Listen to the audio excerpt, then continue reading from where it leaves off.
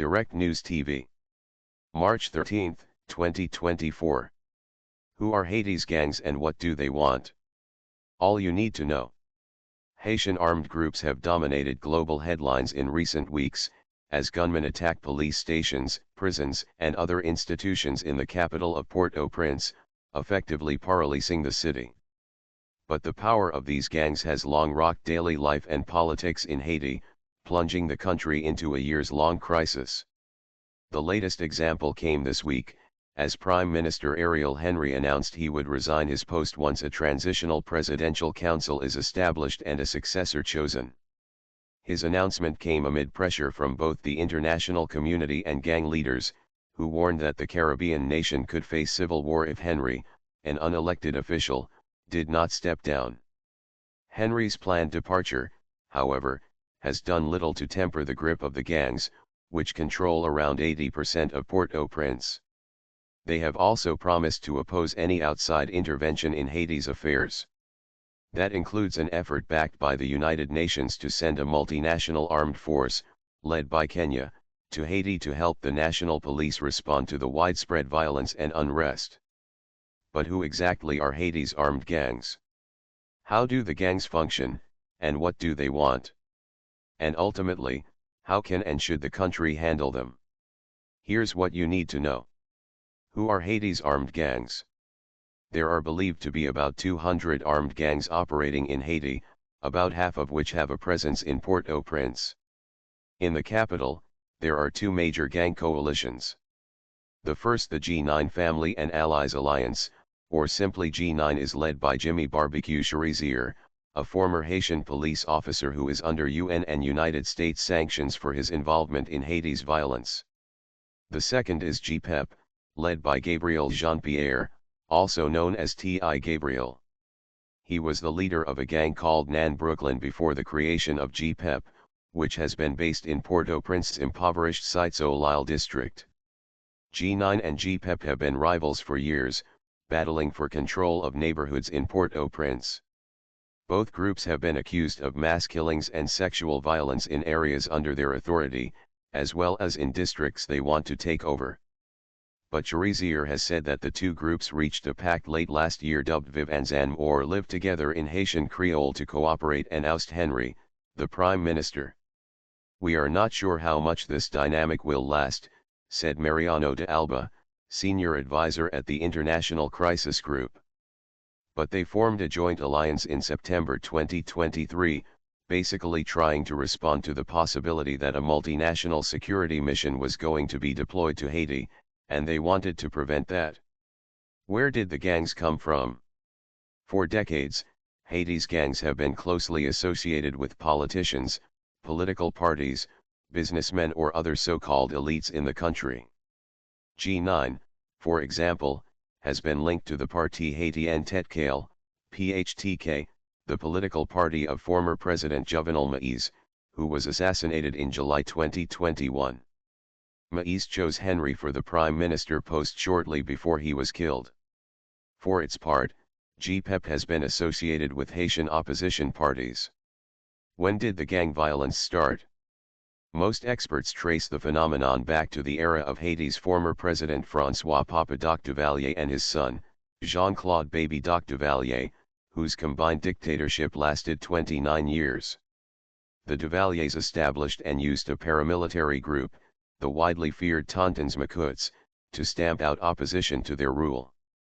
The brigade killed and tortured thousands of people. Robert Fatten, a Haiti expert and professor at the University of Virginia, said armed gangs are not a new phenomenon in Haiti. They've been part of the history of the country for a very, very long time, he told Al Jazeera.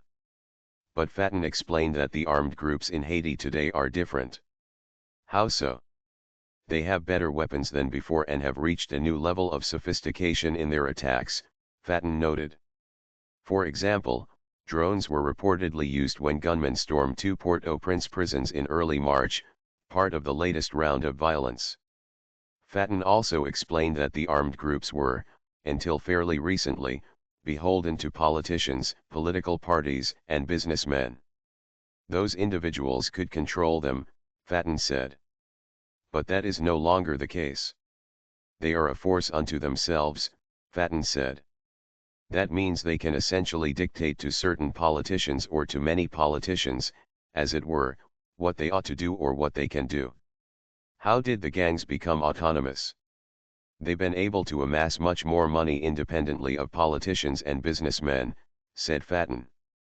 That includes through extortion, as well as kidnappings for ransom, drug trafficking and the smuggling of small weapons. But both Fatten and D'Alba stressed that Haitian armed groups are not only criminal in nature. They also have a political aspect, D'Alba told Al Jazeera. They gain their income through illicit activities, and they are willing to use their arms for political purposes. So what do they want? D'Alba said Haiti's major gangs have increasingly made political demands, particularly after the 2021 assassination of President Moïse left a power vacuum in the country's government. The gang's most recent surge in violence, for instance, included a call for Prime Minister Henry to resign. But their ambitions go further than that. For example, G9 Chief Cherizier has warned that his forces will oppose any foreign intervention in Haiti, and he has said that he wants to help lead the country out of its current crisis. These are groups that increasingly think that the only way to retain not only their relevance but their existence is if they are able to at least manage some important degree of political power, said D'Alba.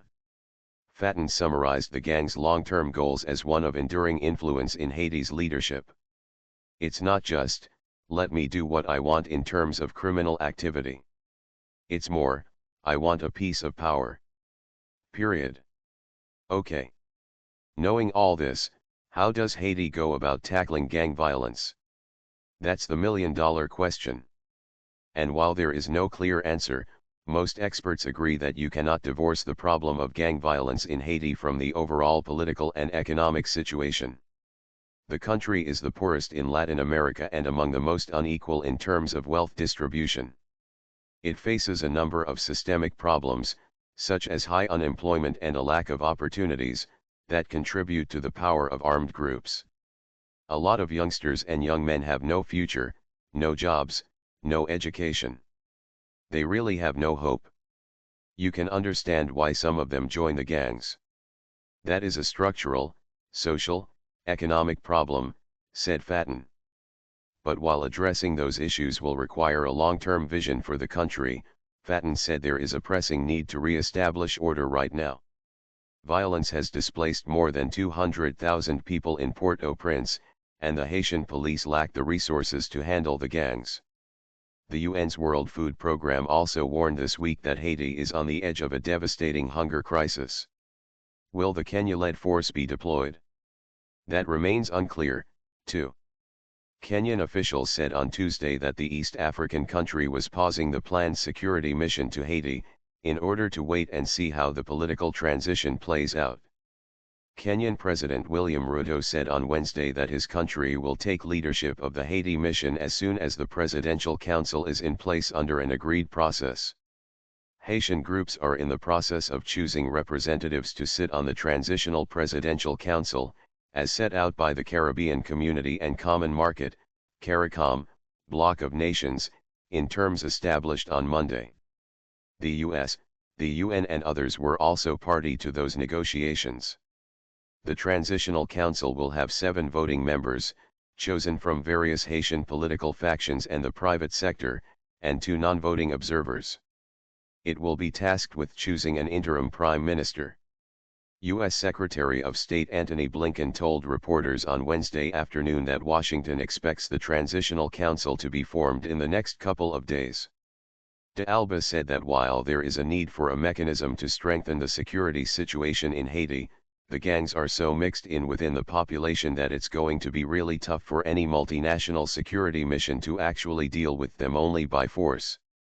So what else needs to happen? D'Alba said the crisis must be addressed on dual tracks, security and politics. It's a very challenging situation because, at the same time, Haiti has already had a very bad history of foreign intervention, which has led to nowhere, he said. It's not a question of putting a lot of money on the table and then this will get solved. In D'Alba's opinion, Haitians need to take the lead in finding solutions, but they will also need help to set up functioning state institutions. If that doesn't happen, and if the government in place is not able to deliver for its people, then these gangs will continue to have the upper hand, he said. The need for stable leadership was echoed by Fatin. It's a very long road, but the immediate problem is the formation of the new government, the selection of a prime minister by the new government, he said. Then the next consideration, he added, will be addressing the gang violence. Can you have negotiations with the gangs? If you can't have the negotiations with the gangs, will the Kenyans arrive on time, and will they have the capacity to deal with them? My name is Kingsley.